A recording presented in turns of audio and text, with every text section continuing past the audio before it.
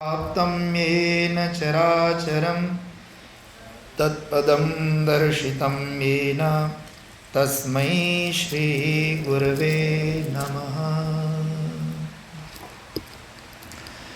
अनंत महिमामयी करुणामयी माँ, उद्भव स्थिति संहार कारिणीं क्लेशहारिणी माँ जगज्जननी जगदम्बा के चरणों में कोटिशः नमन कर भगवान श्री राघवेंद्र सरकार श्री सीताराम जी के चरणों में नमन कर असुर निकंदन मारुति नंदन भगवान श्री हनुमान जी को कोटिशः प्रणाम कर प्रातः स्मरणीय अनंत से विभूषित अपने परम पूज्य परम आराध्य गुरुदेव ब्रह्म ऋषि विश्वात्मा बावरा जी के चरणों में कोटिशः नमन करके आज के इस सत्संग में नवरात्रि पर्व के तृतीय रात्रि के सुंदर प्रशांत आश्रम की इस पावन वेला में समुपस्थित ममतामय मातृशक्ति, पिता तुल्य वृद्धगण, भाइयों बहनों, प्यारे बच्चों, देवियों एवं सज्जनों, आप सभी के हृदय और अंतर में विराजमान परमात्मा की उस परम चैतन्य ज्योति को मैं नमन करता हूँ और प्रार्थना करता हूँ कि हे माँ भगवती, ये नवरात्रि पर्व हम सब के लिए शक्तिदायिनी हो, ज्ञानदायिनी हो। आपकी करुणा हम सब के लिए ज्ञानदायिनी, भक्तिदायिनी, शक्तिदायिनी हो। ऐसे बारंबार चरणों में नतमस्तक होते हुए हम अपने लिए और आप सब के लिए, समस्त संसार के लिए ही प्रार्थना करते हैं। बड़ा ही सुंदर अवसर है जब जीवन में हमें सत्संग के माध्यम से जीवन के संबंध में तत्व विज्ञान की बातें सुनने को मिलता है।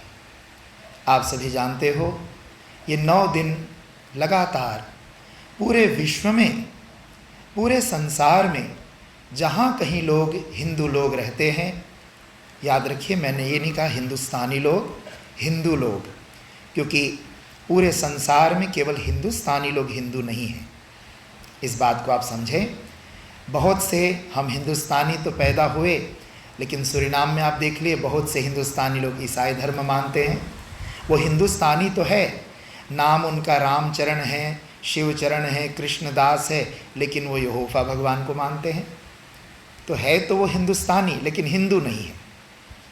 कुछ हिंदुस्तानी इस देश में रहते हैं जो रसूल अल्लाह मोहम्मद साहब को मानते हैं, अल्लाह ताला को मानते हैं। वो हिंदुस्तानी, वो कपरी चिन्वा मलाई नहीं है, लेकिन वो हिंदू भी नहीं है, हिंदुस्तानी है। तो मैंने अभी निवेदन किया कि इस समय दुनिया भर में जहाँ कहीं हिंदू रहते हैं, याद रखिए हिंदू माने जो हमारे हिंदू संस्कृति के संवाहक हैं, जो हमारे हिंदू संस्कृति को मानने वाले हैं। समस्त संसार में जहाँ लोग इस संस्कार और इस संस्कृति में दीक्षित हैं, वे लोग आदि शक्ति परा अम्बा परमेश्वरी माँ दुर्गा की उपासना करते हैं। दुनिया में एकमात्र धर्म है, het is maar de enige geloofsovertuiging, het hindoeïsme, de Sanatan Dharma, die God, de allerhoogste entiteit in deze creatie, ook wel aanbiedt in de vorm van een moeder. In het islam is God niet de moeder, hij is Allah Ta'ala de vader. In Christianity is God de vader, de heilige geest en de zoon van God. वहाँ भी जबकि बीच में बाद में तो माँ को लाना पड़ा, वो चाहे फिरजन माँ को लाना पड़ा, लेकिन माँ के बिना वहाँ भी दाल नहीं गला। तो दुनिया में जितने बड़े बड़े धर्म हैं या धर्म अनुयायी लोग हैं, वे अपने संप्रदायों में परमात्मा की उपासना केवल पिता रूप में करते हैं। Het is de enige religie ter wereld, dat is het hindoeïsme, waar परमात्मा eerst mata is en dan pita is. Dat is ook het bijzondere. God is niet eerst de vader. De eerste dag van onze satsang had ik uitgelegd dat wij een mantra lezen in de Upanishad. En wat zegt de Upanishad? God manifesteert zich in een zichtbare vorm.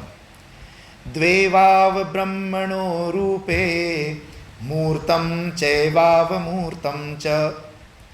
वैदिक उपनिषद कहता है कि परमात्मा के 2 रूप हैं। कोई पुराण का श्लोक नहीं है, कोई रामायण का दोहा चौपाई नहीं। वैदिक उपनिषदों का एक मंत्र है ये, जहां पर बताया कि परमात्मा ब्रह्म जो है उसके दो रूप है, एक रूप मूर्त है, एक अमूर्त है. God heeft een zichtbare vorm en een onzichtbare vorm. Wat is zijn onzichtbare vorm? Dat is Satchidanandamay. Daarover kun jij niet spreken. Satyam Jnanam Anantam Brahma. Datzelfde onzichtbare God, de ene God, dat de God van een ieder is, die is onzichtbaar. Hij is kleurloos, vormloos, naamloos en als ik zou zeggen alle loos van het woordenboek die je zou kunnen plaatsen, mag je plaatsen. Hij is een loze God. Hij is niet zichtbaar, hij heeft geen vorm, hij heeft geen naam. Maar tegelijkertijd zegt de mantra van de Upanishad, hij manifesteert zich middels zijn maya. In de Bhagavad Gita zegt Bhagwan, Yada yada hi dharmasya glanir bhavati bharata abhi utthanam adharmasya tada atmanam srijamyaham. Ik manifesteer mijzelf. In deze slok van de Gita zegt hij, ik manifesteer mij in de vorm van een individu. Maar in de hogere autoritaire literatuur van onze Vedische geschriften lezen wij dat deze eenzelfde Paramatma zich manifesteert. Zijn eerste manifestatie is de kosmische manifestatie. De allerhoogste bewustzijn, de allerhoogste entiteit die de Brahma wordt genoemd. Die manifesteert zich in de kosmische vorm.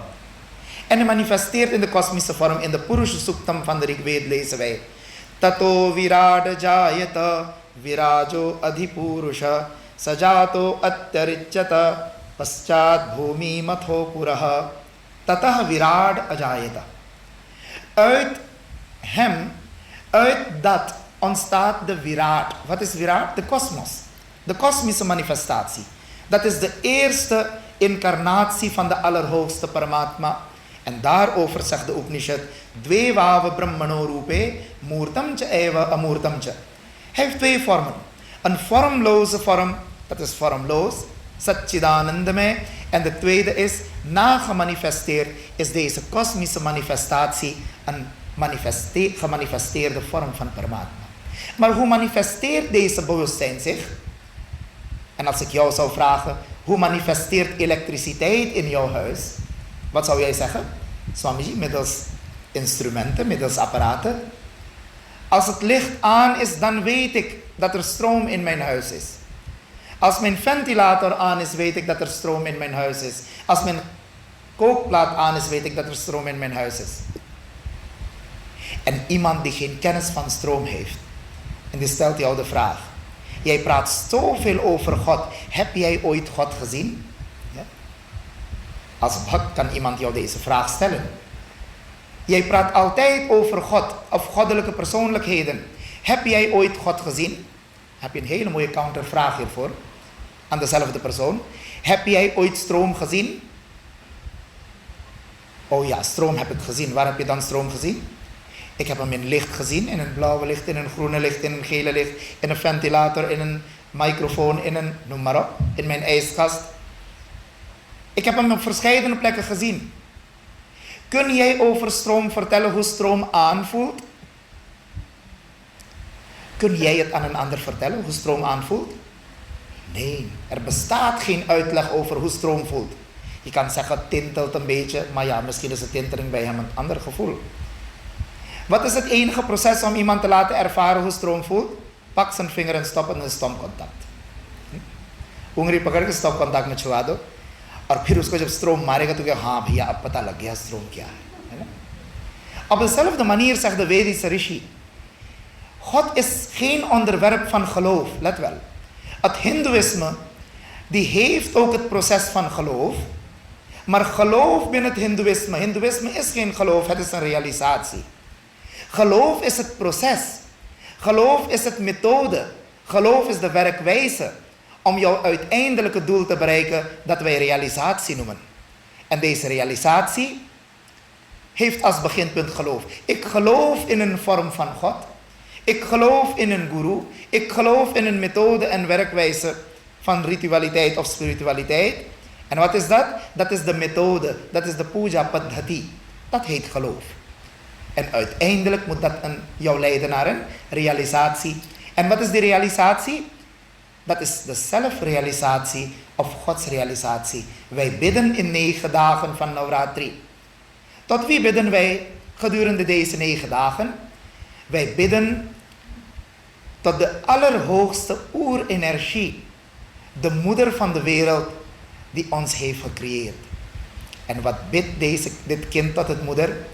Jnaninam api chetansi Devi Bhagavati sa Balada Krishya Mohaya Mahamaya Prayachati. Als kind, als individu ervaar ik elke dag pijn, leed, onzuiverheid in mijn leven. Ik voel de incompleteness in mijn leven. En deze minderwaardigheidsgevoelens of realisaties die ik dagelijks heb over mijn persoonlijkheid, waar ga ik naartoe? Als een kind onrein is, wie reinigt het kind? Wij zien ook in het normaal proces de vader. Je zit in de schoot van de vader. Het moment dat de luier vies wordt, wie wordt geroepen? De moeder wordt geroepen om dat schoon te maken. Ja. Nu leven we in een andere samenleving van gelijke rechten, waarbij de vader dat ooit soms moet doen, al wil hij dat niet. Maar in normale processen werd het kind overgedragen aan de moeder. Is bacheko saaf kardo. Op dezelfde manier. Als we het pad van bhakti bewandelen en de jeev die zoveel onreinigheden in zijn body, mind, intellect heeft, die wordt op de schoot gelegd van de moeder Adi Shakti Paramba. En zij zorgt ervoor dat ze haar kind schoonmaakt, verzuivert. Verzuivering vindt plaats door aanbidden van Bhagavati Durga. Ik was u aan het vertellen. Paramatma manifesteert zich. De manifestatie om ons heen, de hele mooie natuur om ons heen, dat is de gemanifesteerde vorm van Bhagwan. Maar zonder de natuur zouden wij Bhagwan niet herkennen. Je kijkt naar een mooie bloem en wat zeg je? Oh my God. Hè? Je gaat naar weg naar zee, ziet een hele grote golf. Wat zeg je? My God. Je kijkt naar een hele mooie vlinder. En wat zeg je? Mijn God. Zegt iemand, oh mijn moeder, oh mijn mama, oh mijn natuur. Waarom zou je geen natuur zeggen? De natuur heeft hem toch gecreëerd? De natuur heeft hem niet alleen gecreëerd. De natuur krijgt de energie van Bhagwan. En in het licht, met de stroom van Paramatma, heeft deze mooie moeder natuur zijn verscheidenheid gecreëerd. De verscheidenheid die wij gecreëerd om ons heen zien, dat heeft moeder natuur gedaan. Geen vaderbewustzijn. Bhagwan is eigenlijk bij deze een nikser. Ja. Hij is een nikser. De Ved zegt, de Upanishad zegt, wat is deze bewustzijn? Hij is Sakshi Cheta Kevalo Nirgunascha. Sakshi betekent, hij is alleen observer. Hij kijkt alleen. Het ene bewustzijn, die kijkt alleen, die getuigt alles. En wie doet alles? Moeder natuur doet alles. En zij heeft 3 energieën in haar. De creatieve kracht, dat is Mahasaraswati. De instandhoudende kracht, godin van het hart, dat is Mahalakshmi. En de vernietigende kracht, heb ik gisteren uitgelegd, het is geen vernietiging. Het is verzuivering, het is schoonmaak, het is integratie. Terugbrengen naar het primordial vorm van iedere gecreëerde creatie. En dat is de taak van Mahakali. Mahakali verzuivert, maakt schoon. Zij is de schoonmaakster. Mahalakshmi is de instandhouder. En Mahasaraswati is de creator. En haar man is Brahma, die creëert met de kracht van Saraswati. Vishnu is de man van Mahalakshmi, godin van rijkdom, die zorgt voor instandhouding. En Mahakali zorgt voor vernietiging. Deze 3 krachten in de natuur, dat wordt gedaan door moeder natuur. Je kijkt naar de natuur en je zegt, mijn God. Met andere woorden, de natuur doet alles. En wie krijgt de credit? Mijn God. Haar man krijgt de credit. Ja. En het is wel heel jammer. Want je ziet dat ook in het huishouding. Je gaat thuis bij iemand. Je krijgt een hele mooie behandeling. Je krijgt een hele mooie seva. Je wordt heel mooi vereerd in het huis. Met eten, drinken. En zelfs bij het vertrekken kreeg je een mooi cadeautje van de persoon. En nadat je uit het huis komt, wat zeg je? मैं इस भैया के घर में गया था, बहुत सेवा किया, कितना सुंदर घर भैया का था. Heeft भैया daar iets gedaan? Nee. Van gordijn tot bankstel heeft Bouwtje alles gedaan. Ja? Bouwtje zat van vroeg morgens uit te sloven in de keuken om te zorgen voor haar gasten. En भैया zat lekker met een mooie kleding en parfum en daar bij de deur zijn gasten te verwelkomen. Wie kreeg de naam? काम किसने किया? भौजी ने किया. नाम किसका हुआ? भैया का हुआ. भैया हम उस आदमी के घर गए थे, बड़ा अच्छा सेवा किया. क्या आदमी ने चूल्हा में हाथ जलाया? ना, पत्नी ने जलाया. लेकिन नाम किसका हुआ? भैया का हुआ. ऐसे सृष्टि में सारा कुछ करने वाली माँ है, लेकिन वो करती किसके लिए हैं? अपने पति के नाम के लिए, अपने प्रभु के लिए. And then see I ook कि प्रकृति जो माँ है, de gemanifesteerde vorm van भगवान, dat is Mahat Brahma. God manifesteert zich in 2 delen. Ja, dat lezen wij in onze geschriften. De allerhoogste entiteit die manifesteert in 2 delen, Shiva en Shakti. Shiva is niet minder, Shakti is niet meer. Een dagje had ik ook verteld. De vrouw in huis is niet de schoen van de man, maar zij moet ook alert zijn. Ze is niet de kroon van haar man, dat ze daarboven gaat zitten en regeren. Nee, ze is de Ardhangini. Ardhangini betekent, zij heeft evenveel rechten en plichten zoals de man haar rechten en plichten heeft.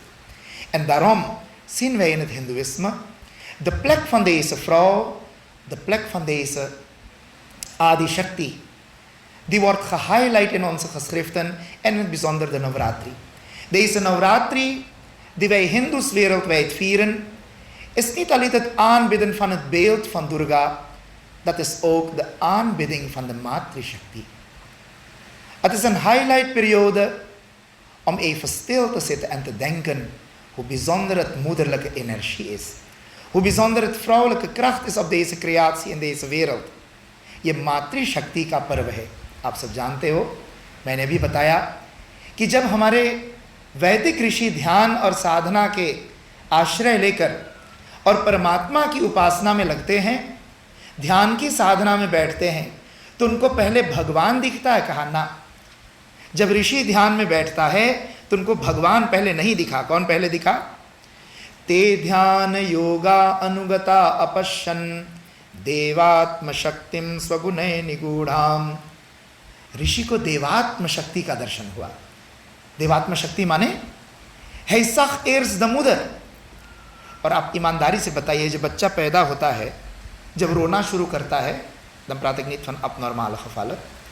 In normal खफालत जब बच्चा रोता है तो पहले क्या आवाज़ निकालता है? माँ माँ माँ पुकारता है. कोई बच्चा पैदा होता नहीं पापा रोया, मैंने कभी नहीं सुना. सुना हो तो बता देना. जब भी बच्चा पैदा कोई नहीं पै पै करके रोता, माँ माँ ही करके रोता है. बच्चा का प्रथम पहचान कौन है? माँ. Een kind herkent eerst zijn moeder in deze wereld. En nadat hij zijn moeder herkent, dan zegt de moeder van beta, dit is pa. Isko tum pa bolo. Zegt een kind als eerst nee, wijs mijn eerst een DNA-test, ga naar academisch. Breng een papier vandaar bij de dokter. Wijs meer op DNA-test, hij is mijn vader, werkelijk biologisch. Dan ga ik hem pa noemen. ऐसे बच्चा बोलता है क्या? नहीं. Het kind gelooft in de moeder van dit is jouw vader. और उस आदमी को पापा बोलने शुरू करता. बाद में जब शक होता कि मेरा नाक कान आँख नहीं मिलता इस आदमी से, तब वो चुप्पे से जाकर अपना DNA टेस्ट भले करा ले. लेकिन कोई बच्चा नहीं कहता मुझे DNA टेस्ट दो. वो माँ को विश्वास करके ही क्या करता है? आदमी को पा बोलना शुरू करता है. और उस बच्चे को पिता का ज्ञान कौन देता है? माता देती है. माँ ही बच्चे को पिता का ज्ञान देता है. Deze moeder natuur geeft de individuele ziel de kennis van zijn hemelse vader, परमात्मा. परमात्मा का ज्ञान जीव आत्मा को कौन देगी? कौन देगा? कहा माँ प्रकृति, वही माँ भवानी. ये negendagen उपासना किस लिए है?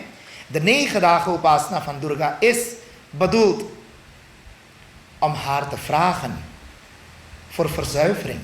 Wat zal zij verzuiveren? Jouw body verzuivert Mahakali. Jouw hart wordt verzuiverd door Mahalakshmi.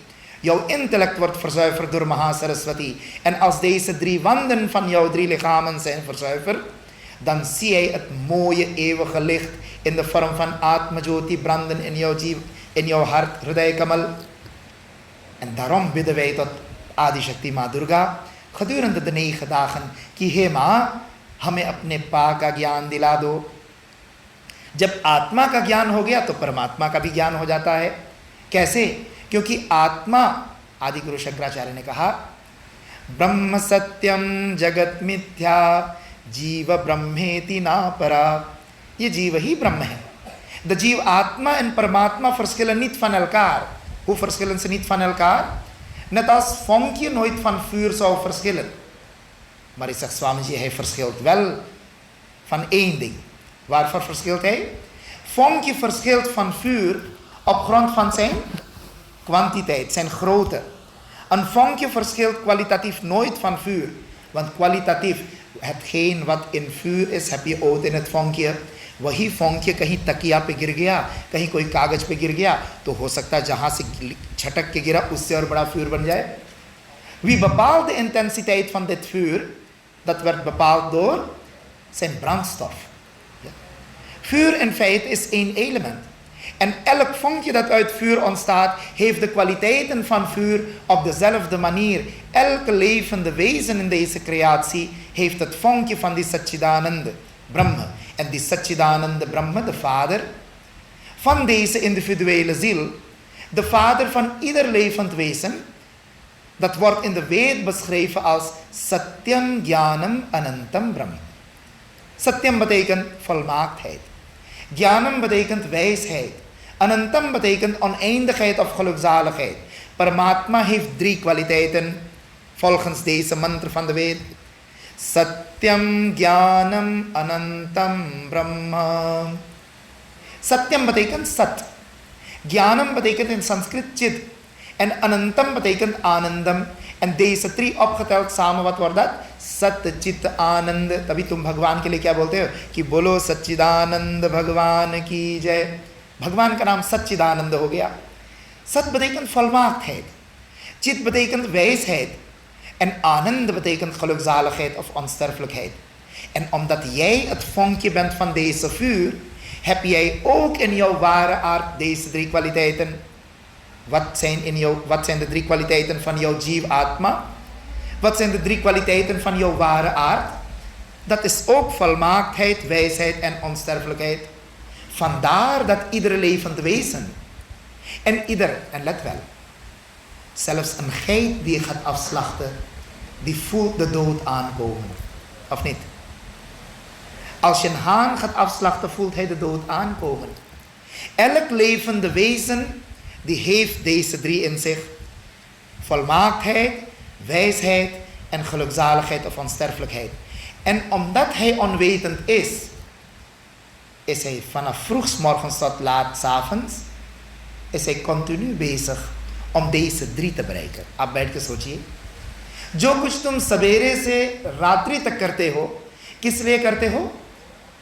अपने अभाव को पूर्त करने के लिए, अपने अज्ञान को दूर करने के लिए और दुख से बचने के लिए, आनंद पाने के लिए. Alles wat een mens van vroeg morgens tot laat 's avonds doet hij om zijn tekortkomingen aan te vullen. Punt 1. Dat is sat. असत से सत की ओर जाना, अभाव से भाव की ओर जाना, van tekortkomingen naar volmaaktheid. Jouw reis is elke dag daarmee bezig. Tweede punt is सत्य से असत से सत्य की ओर. दूसरा क्या है? अज्ञान से ज्ञान की ओर. Jij doet van 's morgens vroeg tot 's avonds laat alles erop en eraan om alle kennis op te kunnen doen. Jij wilt van alles op de hoogte zijn. Jij wilt van alles weet hebben. En de derde kwaliteit van de Atma is आनंदम. थोड़ा सा बुखार लग गया तो आप दौड़ते हो दवाई करने. आपका हाथ कहीं कट गया तुरंत प्लास्टर लगाते हो. भाई क्यों प्लास्टर लगाते हो? स्वामी जी नहीं लगाऊंगा तो इन्फेक्सी हो जाएगा. इन्फेक्सी से क्यों डरते हो? स्वामी जी आपको पता नहीं इन्फेक्सी हो गया मैं मर गया तो. जो कुछ तुम करते हो किसके लिए करते हो? मृत्यु से बचने के लिए. क्योंकि तुम्हें यही अभी लग रहा है कि मैं मर जाऊंगा. तुम्हें यही लगता है मैं अज्ञान हूं. तुमको यही लगता है कि मैं इनकम्प्लीट हूं. लेकिन हमारे दर्शन शास्त्र क्या कहते हैं? सनातन धर्म का सिद्धांत क्या है? The leer en de filosofie van het Hindoeïsme zegt, Jij bent volmaakt, jij bent eeuwig wijs, jij bent onsterfelijk en eeuwig gelukzalig. Alleen heb jij er geen weet van, jij bent er niet bewust van. कहा तुम इसके बारे में अनबewust कैसे हो गए? यह जीव यदि ईश्वर का अंश है, परमात्मा की सारी क्वालिटी इसमें है, तो भाई इसको ज्ञान कैसे इसका नहीं है? कहा इसलिए तो हम साधना करते हैं, इसलिए जीव प्रभु के शरण में जाता है। कुछ पुरुषार्थ अपने आप करेगा और कुछ भगवान की कृपा होगी। जानत तुम ही होई जाई, पारस परसी कुधा तु सुआई। भगवान के लिए चौपाई क्या रामायण में आया? जानत तुम ही हो जाई। हे भगवान, तुमको जानते ही व्यक्ति तुम जैसा हो जाता है। क्यों? Het vonkje wordt vuur. Het moment dat vonkje dit realiseert dat ik kwalitatief, mijn waarde ligt niet aan mijn kwantiteit. Als iemand jou vraagt, is de waarde aan het element vuur aan zijn kwantiteit of aan zijn kwaliteit? तो आप क्या कहोगे? Ik heb niks aan het kwantiteit, ik heb meer aan het kwaliteit. Vuur की क्वालिटी क्या है? Ik heb licht nodig, warmte nodig, voortbeweging, een druk heb je erin. हमें तो अग्नि के ये गुण से मतलब है। गुणात्मक पहलू से अधिक मतलब है, ना कि उसकी क्वांटिटेट से। तो कहा गया क्वालिटेट में अग्नि एक फोंकी ही होगा तो तुम फिर ब्राउन स्टफ करके बड़ा आग जला लोगे, तो क्वांटिटेट की महिमा हुई ना क्वालिटेट की। कहा ऐसे परमात्मा का अंश होने के नाते जिस दिन तुम्हें पता हो गया कि एक हैव द सेल्फ द क्वालिटेट ऑफ मैन फादर, उस दिन तुम्हारे अंदर स्वाभिमान और तुम्हारे अंदर जीवन जीने की एक अलग कला जागृत हो जाती है। Het doel van het leven is zelfrealisatie. Realiseren dat jij deze 3 kwaliteiten hebt van Paramatma. En welke zijn deze 3 kwaliteiten? Satyam, Jnanam, Anantam, Brahma. ब्रह्म में ये 3 चीज है, सच्चिदानंद, सत, चित और आनंद। आप कहोगे स्वामी जी ये तो हमारा फादर हो गया, eeuwige फादर परमात्मा। Onze eeuwige wereldse vader, allerhoogste bewustzijn God, die heeft deze 3 kwaliteiten, maar die God die produceert oneindig aantal kinderen op aarde. Wij allen hier op aarde zijn de kinderen van Adi Shakti Ma Bhavani en Paramatma. De vrouw van God, heeft zij ook zelf de 3 kwaliteiten of heeft ze minder kwaliteiten dan haar man? तो सनातन धर्म कहता है जैसे परमात्मा, de man heeft 3 hoge kwaliteiten, op dezelfde manier bestaat Ma Prakriti, moeder natuur, Ma Jagdamba heeft ook 3 kwaliteiten. En welke zijn deze 3 kwaliteiten? Satogun, Rajogun en Tamogun. वह त्रिगुणात्मिका प्रकृति। हर नाम is प्रकृति। प्र betekent प्रकाश, क्री betekent क्रिया, ती betekent स्थिति, प्रकाश betekent licht.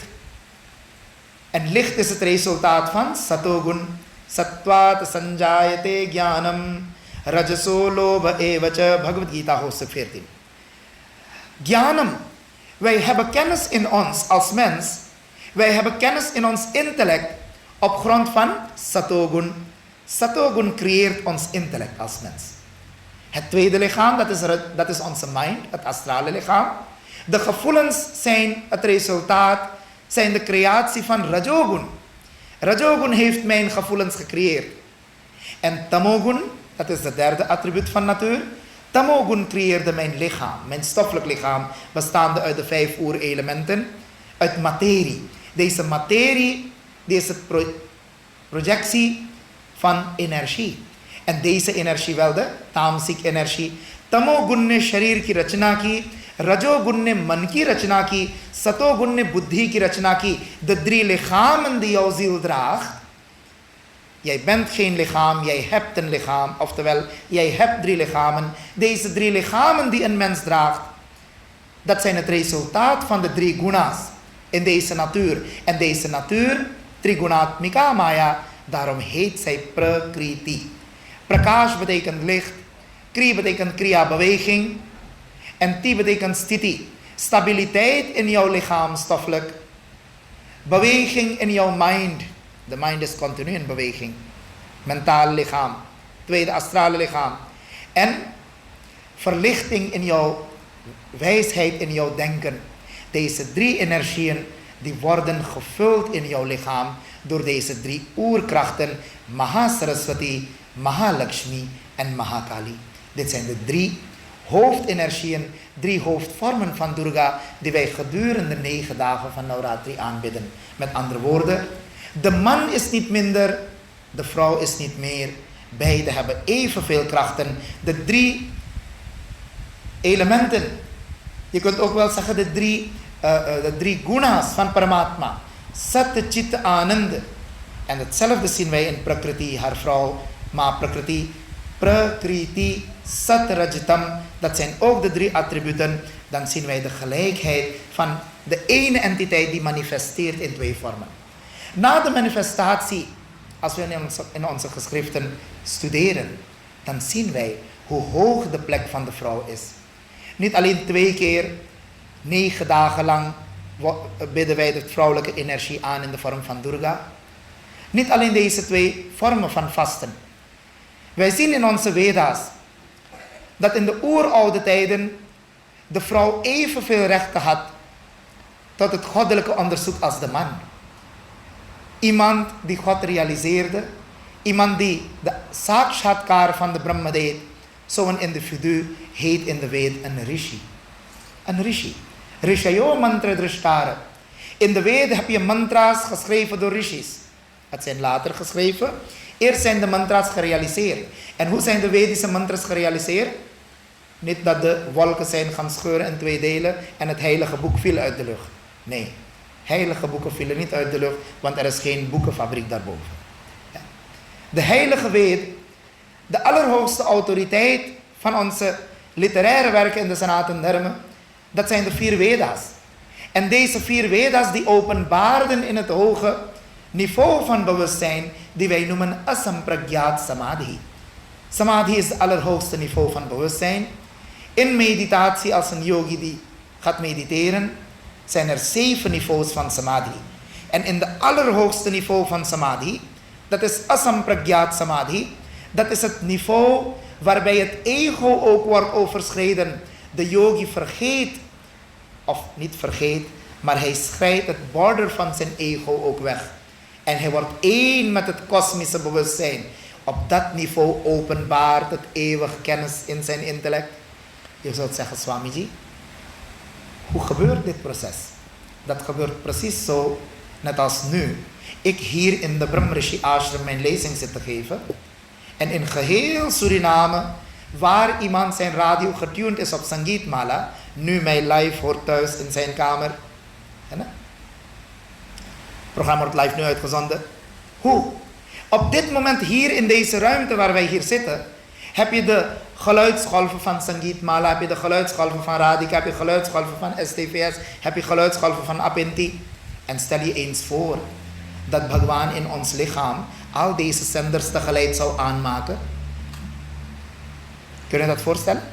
Als jij nu op dit moment, of iedereen zou hier met een radio zitten en iedereen zou een ander zender nu draaien. Zou het heel prettig zijn in deze hal? Nee, het zou een super chaos worden. Maar, het moment dat je je radio gaat tunen op een bepaalde frequentie, kun jij Radhika ontvangen. Kun jij Sangeetmala ontvangen. Kun jij Apinti ontvangen. De tuning is niet alleen in een radio, let wel. Bhagwan heeft jouw lichaam ook zo gemaakt dat jij in het proces tijdens meditatie jezelf kan gaan tunen tot een bepaalde tuning. En dan kun jij die geluidsgolven van de Vedamantras ook opvangen en openbaart. Dat is openbaring. Deze kennis heet een openbaring en deze openbaring, of openbare kennis, die werd toen de rishi weer in zijn lichamelijke bewustzijn kwam, ging hij dat weer uitleggen. En zo kregen de rishis bepaalde namen. Wij lezen in de Vedische literatuur over een rishi, hij heet Manduk Rishi. Manduk betekent kikker, Megha. Meneer Megha. En dat was niet zijn juiste naam. Hij had een andere naam natuurlijk, van geboorte heette hij geen Manduk. Hij kreeg de naam Manduk. Waarom kreeg hij deze naam meneer Manduk? Je zei bijvoorbeeld meneer de kikker, meneer de haan, meneer de vos. Rishi का नाम हुआ meneer de Manduk, Rishi Manduk. और Manduk ऋषि का नाम क्यों हुआ? Hij ging net een kikker. Net een kikker. Je hebt kikkers die in water blijven. Ze kunnen heel lang in water blijven. En als ze naar buiten willen, komen ze uit het water. Ze wandelen een beetje buiten en springen ze weer in het put. Je hebt zulke kikkers. En die rishi kreeg de titel van de kikker. Waarom? Hij was altijd in meditatie. Meditatie betekent, hij was verzonken in het put van het oneindige kennis. Hij was altijd verzonken in het oceaan van energie. En hij was in diepe meditatie. Tijd tot tijd kwam hij buiten zijn hoge energie, zijn hoge bewustzijnsniveau. Hij daalde neer in zijn lichamelijke bewustzijn. En als hij in zijn lichamelijke bewustzijn daalde, begon hij te vertellen aan zijn leerlingen waar hij was, hoe hij heeft ervaren. En tijdens het uitleg geven van die ervaring, dacht hij ook over die ervaring, kwam hij weer in meditatie, bleef hij weer voor enkele jaartjes weg. En daarom kreeg je de naam Manduk Rishi. En dit waren niet alleen rishis, let wel. De Sanatan Dharma heeft niet alleen rishis gekend. Onze Vedas kennen ook 24 rishikas. Rishika betekent de vrouwelijke versies van de rishis. Het waren normale vrouwen. Ja? Het waren ook vrouwen die onrein werden. Als je look at it. Soms ik ben onrein. Mag ik dit doen? Mag ik dat doen? De term onrein wordt gebruikt. Het waren ook normale vrouwen. Maar ze waren abnormaal qua hun sadhana, hun bhakti. Het waren hoog superverlichte vrouwen. De vrouwelijke rishis, die werden rishikas genoemd. En voor uw informatie, het hindoe huwelijk vandaag binnen de Sanatan Dharma. Er worden enkele mantras geciteerd tijdens het huwen van een vrouw. जब हम किसी को विवाह करते हैं पति पत्नी का, तो उसमें जो मंत्र पढ़े जाते हैं, वो कुछ मंत्र वहां पर जो प्रयुक्त होते हैं, वो ऋषियों का नहीं, ऋषिकाओं का लिखा हुआ मंत्र है वेद में. De mantras geopenbaard door bepaalde vrouwelijke rishika's, die worden gebruikt tijdens het hindoe huwelijk door onze mannelijke pandits, mannelijke rituele leiders. Door de vrouwen gerealiseerde mantra. Surya Savitri, Ghosha Kakshivati, Sikta Nivavari, Apala, Gargi, Maitri. Zijn allemaal namen in de weet van de rishika's die wij lezen, die de hoge niveau van bewustzijn hebben bereikt en deze mantras hebben geschreven. और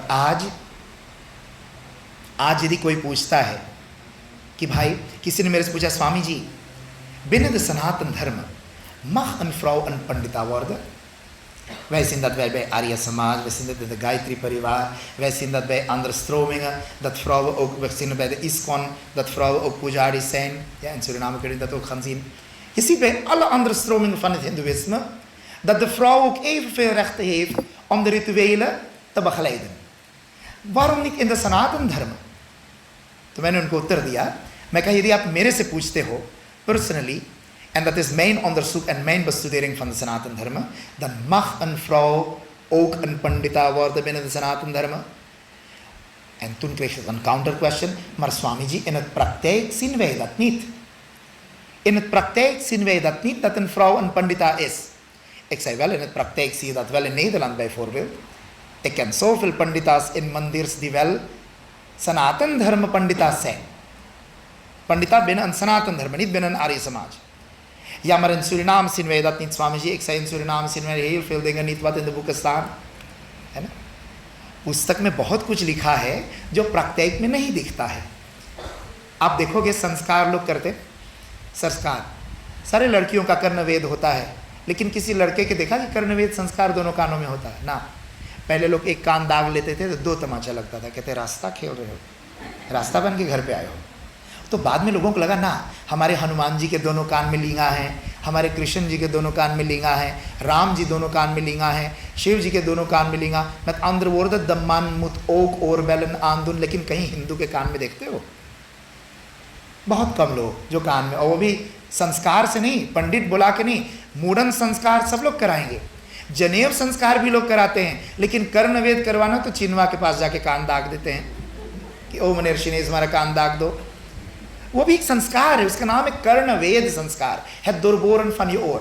मैंने कहा प्राकृतिक में तो बहुत कुछ नहीं दिखता, हमारे शास्त्रों में बहुत कुछ लिखा जो प्राकृतिक में नहीं दिखता. लेकिन स्वामी ji, mag een vrouw dan wel pandita zijn? तो मैंने पूछा, waarom zou zij geen pandita mogen zijn binnen de Sanatan volgens jou? Ze zei, wij zien dat nergens in het praktijk. मैं कहा प्रात्ययिक में तो नहीं है, तुमने ठीक कहा, प्रात्ययिक में नियम नहीं है, ऐसी बात नहीं, बहुत कम है। कहा फिर हमारे बुक में भी कहीं नहीं लिखा है। मैं कहा बुक में तो बहुत कुछ लिखा है, बहुत कुछ नहीं लिखा है। हमारे बुक में क्या लिखा है हम कहीं कोई बुक में नहीं देखते। मैंने उनको कहा ik heb niet al de boeken van Hindoeïsme bestudeerd, maar de boeken die ik heb bestudeerd geven mij toch het recht en de kracht om dit te kunnen beredeneren en te kunnen vaststellen dat de vrouw wel het recht heeft om een pandita te worden binnen de Sanatan Dharma. उसने कहा hoe krijgt u dat recht? toen मैंने कहा Manusmriti, dat is de hoogste wetboek, de eerste wetboek van onze Sanatan Dharma. En wat zegt Manu Maharaj in de Manusmriti? Hij zegt Yastarkeen anusandhatte saved dharma na itaraha. Degene die terken zal gebruiken, degene die beredenering zal gebruiken, degene die zijn intellect zal gebruiken, die alleen kan de dharma begrijpen en ander niet. धर्म is geen klakkeloos patsbom iets geschreven boek में और boek में लिखा है तो हमको करना चाहिए वही हमारा धर्म है. नहीं, tijd, plaats en toestand bepalen veel hoe jij die धर्म zal beleiden. तो मैंने उनको कहा यदि हमारे वेद में एक vrouw ऋषिका हो सकती है, ऋषिका माने professor, ऋषिका माने de hoogste rang die je zou kunnen bereiken in een titel als het gaat om rituele begeleiding of spiritualiteit. Rishika. Als de Vedas 24 vrouwelijke Rishikas kan hebben, als een vrouw de status van een Rishika kan bereiken, waarom zou ze dan geen Pandita mogen worden? Waarom zou ze dan geen Acharya mogen worden? Als een vrouw professor op de universiteit mag worden, waarom zou ze geen kleuterlijster mogen worden? Mera prashna ye hai. Ja, maar Swamiji, die vrouw wordt toch onrein? तो मैंने उनसे पूछा, het was een radioprogramma op Radhika enkele jaren terug. तो मैंने उनसे पूछा, मैंने कहा, hoe lang wordt die vrouw onrein? Want ik ben niet getrouwd. En dat heb ik nooit die vraag aan iemand gesteld. Vandaag prasangawas, u bent een vrouw, kunt u mij vertellen hoe lang die vrouw? Ja, wij tellen dat uiterlijk tot een week, 7 dagen, enkele tot 9 dagen. मैंने कहा चलो 9, क्या तुम 10 dagen खींच लो. 10 dagen तक doortrek कर लो तुम्हारा onreinheid. Als jij tot 10 dagen je onreinheid hebt en na die 10e dag ben je weer rein, en het is een maandelijkse cyclus. En die maand telt 30 dagen. Als je 10 dagen onrein bent, ben je dan die 20 dagen niet rein? Zou je die 20 dagen dan een puja, een ritueel niet mogen begeleiden? Als een pandita? तो कहती है यामस is toch van het vrouwelijke geslacht. तो मैंने उनसे पूछ लिया, wat heeft het geslacht van die pandit te maken met die puja van je? पंडित धोती बांध के आता है कि नाक तुम्हारे पूजा पे आके बैठता है? Wat heeft zijn geslacht met jouw puja te maken? Het geslacht van een pandit, of de geslacht, noem maar, van een pandit, heeft dat iets met jouw puja te maken? Nee. Heeft dat wat met je mantras te maken? Ook niet.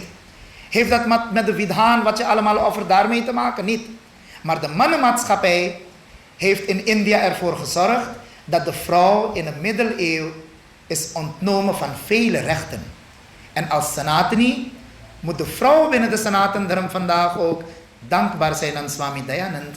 Onder andere, niet alleen Dayanand. Onder andere aan Swami Dayanand, die deze revolutie heeft gevoerd middels het oprichten van Arya Samaj, door de vrouw hetzelfde recht weer terug te geven.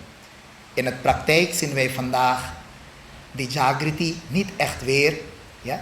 De vrouw wordt ze nog ook gewezen en vernederd op verschillende manieren. En wie zijn degenen die deze vrouw vernederen? किसी ने मेरे से पूछा तो मैंने कहा नारी का शत्रु पहला नारी ही है. क्या स्वामी जी ऐसे क्यों बोल रहे हो? मैं कहा जब मटकोरवा करने जाते हो आप लोग दुल्हा परछने, रई में जब खड़ा होते तो विधवा के क्राख पकड़ के कौन खींचता है? कोई आदमी आके खींचता कि निकल आओ तुम विधवा हो? वही छोटकी बड़की जाके कहता है बड़की तुम विधवा हो, तुम यहाँ से निकल आओ. देवी भागवत कहता है, ऋषि प्रार्थना करता है दुर्गा माँ से, क्या? हे माँ दुर्गे, विद्या समस्तास्तव देवी भेदा स्त्रिया समस्ता सकला जगत्सु. हे माँ जगदम्बे, संसार के सारे स्त्रियां तुम्हारे रूप हैं. Alle vrouwen op deze wereld, ongeacht rasstaalkleur, communiteit. Als je maar een vrouw bent, dan zegt de Rishi in de Durga Saptashati, O Ma Durga, elke vrouw op aarde is uw vorm. ये तो नहीं कहा सधवा समस्ता सकला जगत्सु या विधवा समस्ता सकला जगत्सु. विधवा सधवा की तो बात ही नहीं वहां. वहां क्या बताया? स्त्रिया समस्ता. स्त्री का नाम लिया गया। और आप लोग एक बात और देखिए, आरती उतारने की बात आई ना, दुल्हा को परछना माने उसको वेलकम करना, उसका पूजन करना, स्वागत करना। अब देखिए भगवान राम जब राज सिंहासन पर बैठते हैं, ये लिखा है अलमत फरहाल फर रामायण, रामचरितमानस में लिखा है, जब भगवान राम आकर के सिंहासन पर बैठते हैं ऑफ द थ्रोन फन अयोध्या, जब भगवान राम आके विराजमान होते हैं तो तीनों माताएं वहां थाली लेकर के आरती उतारती है। माताएं हैं ना, वो माताएं कौन थी? कोई सधवा थी? दशरथ तो मर चुके थे, तीनों वेदव्य थे, तो वहां ब्रह्म ऋषि वशिष्ठ और विश्वामित्र आदि ऋषि लोग थे। किसी ने कहा दौंदर फन हीर, या निकल जाओ तुम लोग यहाँ से, अब शगुन हो। लेकिन हमको सदैव ये संस्कार दिया गया कि कोई माँ हो, यदि वो विधवा है तो उसको मांगलिक कार्य में मत लाकर खड़ा करो। भाई यदि ऐसी बात थी तो बाप के मरने के बाद उसको भी कहीं ठेल देते कोना में, उसको भी चिता पे धर के जला देते, और जलाते थे लोग। वेदियों फरब्रांडिंग कौन नहीं जानता?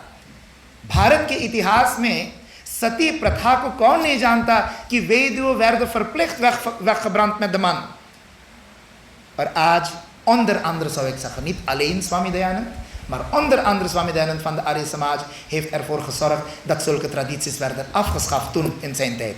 Want boeken werden gebruikt om deze activiteiten te bevestigen.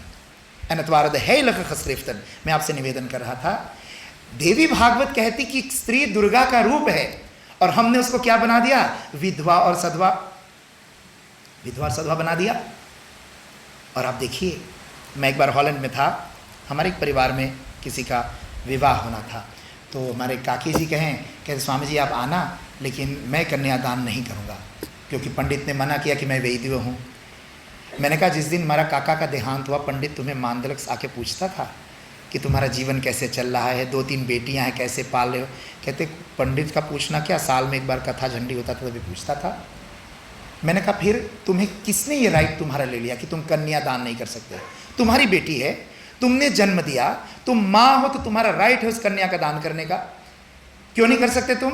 कहते नहीं पंडित ने मना किया। मैं कहा फिर मैं आऊँगा तो बोलूँगा, और ना आऊँगा तो बहुत अच्छा रहेगा। कहते नहीं आपको आना है, सारे परिवार वाले वहाँ होंगे, पर आना, पर प्लीज़ कुछ मत बोलना। मैं कहा अच्छा चलो। मैं जब वहाँ पहुँचा तो पंडित जी देखे कि स्वामी जी बैठे हैं, बांगसेल लगा था माड़ों के बगल में ही, और विवाह चलने लगा, सारा कुछ होने लगा। कन्यादान का समय आया तो वही पंडित फिर मेरे चाची को कहा कि कोई बात नहीं, यदि स्वामी जी ने कहा है तो आप कन्यादान कर दो। तो जैसे उसने लोटा लेकर के लोटा पानी उछलना शुरू किया, तो दुल्हा का नाना जो था, तो छोटा सा बूढ़ा पंडित था, कोई सिर का बाल भी झड़ गया था, छोटी सी अंतैन चुरकी लगा उसका पीछे, वो बैठा बुढ़ा टेढ़ा, वो हाथ उठा के कहा ठहरो। कहते बचिया तुम विधवा हो, कहते तुम कन्यादान नहीं कर सकते। तो दूसरा कोई करे, वहाँ माड़ों में हंगामा हो गया। मेरे को आकर किसी ने झट बोला, मैं चल के गया वहाँ माड़ों के पास। मैंने कहा पंडित जी क्या समस्या? कहते स्वामी जी मुझे तो प्रॉब्लम नहीं है, लेकिन दुल्हा के नाना कह रहा है कि ये विधवा है, कन्यादान नहीं कर सकती। मैंने कहा किस आदि ग्रंथ में विधवा का ऐसा वर्णन आया है? किसने ये अधिकार दिया है?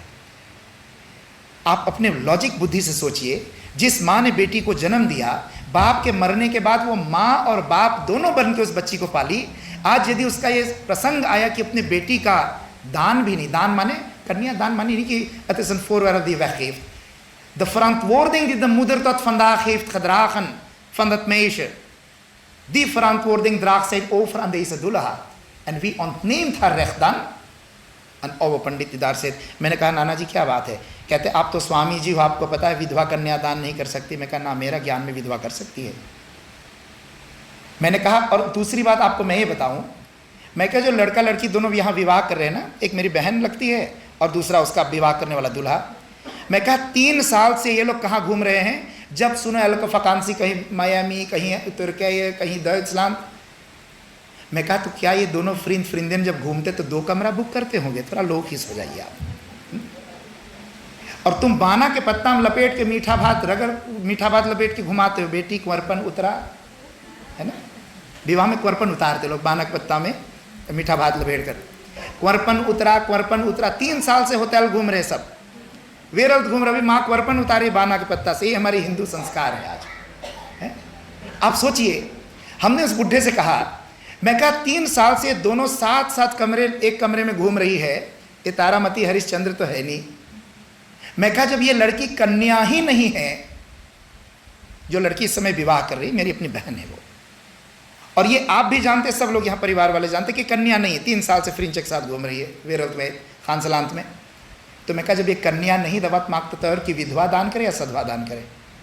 वो चुपचाप बैठ गया। मैं पंडित जी मंत्र पढ़िए, फिर मैं जाके बैठता। और कन्यादान हुआ और वो लड़की आज इतने सुखी जीवन जी रही है, 4-5 बच्चे भी हो गए, प्रसन्न जीवन जी रही है। बताइए, विधवा के कन्यादान करने से क्या उसका कुछ हानि हो गया? नहीं, क्योंकि हमको ये सदैव सिखाया गया, पति मर गया तो माँ को भी मार के रख दो कोना में, विधवा की तरह। याद रखिए, ये विधवा शब्द किससे आया जानते हो? विधवा शब्द Comte from the word Vidhu. विधु बतेगन मान, चंद्रमा। चंद्रमा का एक संस्कृत में नाम है विधु। और आप लोग मान को देखते हो ना, मान स्नित अपफलन। जब पति का देहांत हो गया तो पत्नी, जैसे चंद्रमा देखने में अपशगुन नहीं है, चंद्रमा देखने में कितना शांत है, कितना पवित्र है, ऐसे माँ भी या वो पत्नी भी कुछ समय अपने पति के लिए, कुछ समय तक अपने पति के याद में वो अपने जीवन को ऐसे व्यतीत करती थी। एक परंपरा थी भारत की, और उसमें वह विधवा शब्द से उसको अभिहित किया जाता था। लेकिन याद रखो, वो विधवा यदि है तो अमंगल नहीं है, तुम्हारी माँ है, उसने तुम्हें जन्म दिया। और ये नवरात्रि ही वह पर्व है जब हम इस मातृशक्ति की आराधना करें। मातृशक्ति का जो अधिकार हमारे शास्त्रों ने दिया, मातृशक्ति को ऊपर स्थान दिया गया। आप सब जानते हो, हम वेद पिता नहीं कहते, वेद माता कहते हैं। जब मंत्र आप बोलते हो त्वमेव माता, पहले बोले, बाद में त्वमेव पिता बोलते हो। जब आप राधा श्याम बोलते हो, सीता राम बोलते हो, पहले सीता राधा लेते तब राम का नाम लेते हो। जैसा कि मैंने बताया, पहले हम प्रकृति का नाम लेते हैं, फिर पुरुष का नाम लेते हैं। इन शब्दों के साथ आज अपने वक्तव्य को मैं यहाँ पे विराम देना चाहूँगा और आपसे यही निवेदन करना चाहूँगा कि 9 दिनों तक, वैसे ये 9 दिन प्रवचन के दिन नहीं होते हैं, लेकिन सारे मंदिरों में प्रथा यही है, हमको भी बोलना पड़ता है।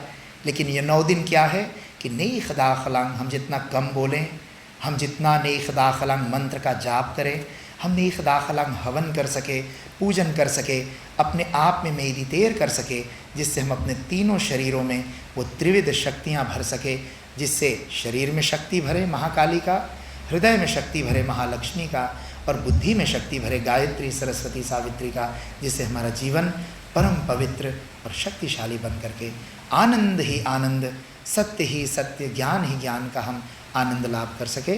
तो इन्हीं शब्दों के साथ सर्वे भवन्तु सुखिना, सर्वे सन्तु निरामया, सर्वे भद्राणि पश्यन्तु, मा कश्चित् दुःखभाग् भवेत्। ओम शांति।